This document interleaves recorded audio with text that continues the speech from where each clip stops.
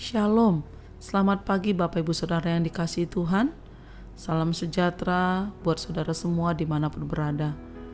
Saya mengajak Bapak Ibu Saudaraku untuk bersaat teduh dan berdoa dalam renungan penuntun kehidupan setiap hari. Kiranya damai sejahtera dan sukacita oleh Roh Kudus senantiasa melimpah dalam hati dan kehidupan kita semua. Amin. Tema firman Tuhan pada pagi hari ini adalah hasilkan buah. Firman Tuhan terdapat dalam Matius 3 ayat yang ke-8.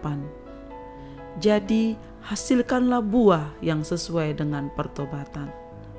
Saudara, Yohanes Pembaptis telah menyampaikan firman Tuhan kepada orang-orang yang datang kepadanya untuk dibaptis, supaya mereka jangan hanya berhenti menjadi orang Kristen dan kemudian dibaptis saja, tetapi mereka harus melangkah ke tahap selanjutnya, yaitu mengeluarkan buah-buah kehidupan yang berpadanan dengan Injil Kristus. Sebab jika hidup orang Kristen tidak berbuah, maka kapak sudah tersedia pada akar pohon, dan setiap pohon yang tidak menghasilkan buah yang baik pasti ditebang dan dibuang ke dalam api. Saudara, sebab bukan orang yang berseru Tuhan, Tuhan yang akan masuk dalam kerajaan sorga, melainkan mereka yang melakukan kehendak Bapa. Matius 7 ayat 21. Melakukan kehendak Bapa ini berbicara tentang buah, saudaraku. Dalam perumpamaan pokok anggur yang benar dikatakan, setiap ranting padaku yang tidak berbuah dipotongnya, dan setiap ranting yang berbuah dibersihkannya, supaya ia lebih banyak berbuah. Yohanes 15 ayat 2. Saudara, proses pembersihan disebut proses pembentukan, dan Tuhan memiliki banyak cara untuk membentuk kita. Bisa melalui masalah, sakit penyakit, ajaran, atau situasi padang gurun. Bahkan mungkin lewat pandemi COVID-19 ini, saudara. Pembentukan itu bertujuan untuk mendisiplinkan kita dan menarik kita semakin mendekat kepadanya. Kunci untuk berbuah adalah tinggal di dalam Tuhan dan firman-Nya, saudara. Bahkan untuk menegaskan hal ini, kata tinggal ditulis sampai 10 kali dalam 10 ayat pertama dalam Yohanes pasal 15. Jadi menghasilkan buah adalah kehendak Tuhan bagi orang percaya yang bersifat mutlak, saudara. Harus, saudara. Sebab melalui buah yang dihasilkan, kekristenan seseorang dapat dilihat dan dinilai oleh dunia. Jadi dari buahnya lah kamu akan mengenal mereka. Matius 7 ayat 20.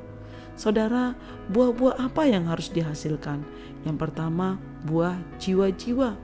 Berbicara tentang seberapa jauh kehidupan kita berdampak bagi orang lain atau lingkungan, sehingga lewat hidup kita, jiwa-jiwa mengenal Yesus lewat kehidupan kita, saudara. Yang kedua, buah memberi. Pengorbanan yang kita berikan kepada Tuhan, waktu, tenaga, pikiran, dan uang materi adalah buah-buah yang dapat mendukung Injil diberitakan, saudara. Menolong orang lain, menolong bencana alam, menolong orang dalam masa pandemi ini, itu juga menjadi buah memberi yang Tuhan mau dalam kehidupan kita. Dan yang ketiga adalah buah roh. Orang yang tinggal di dalam firman Tuhan pasti merefleksikan tindakan yang sesuai dengan kehendak Tuhan, yaitu karakter ilahi akan terpancar.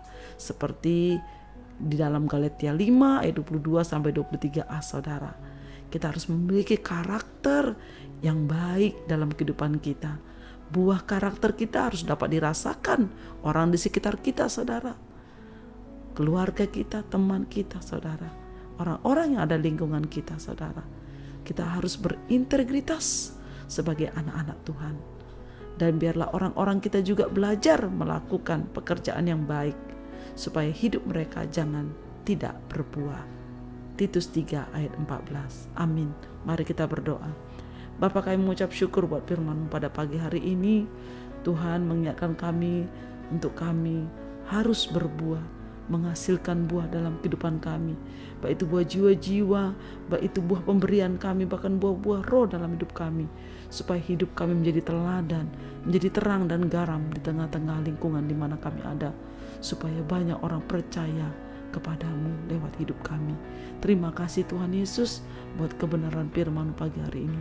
Terpujilah namamu Tuhan kekal selama-lamanya. Di dalam nama Tuhan Yesus kami berdoa dan mengucap syukur.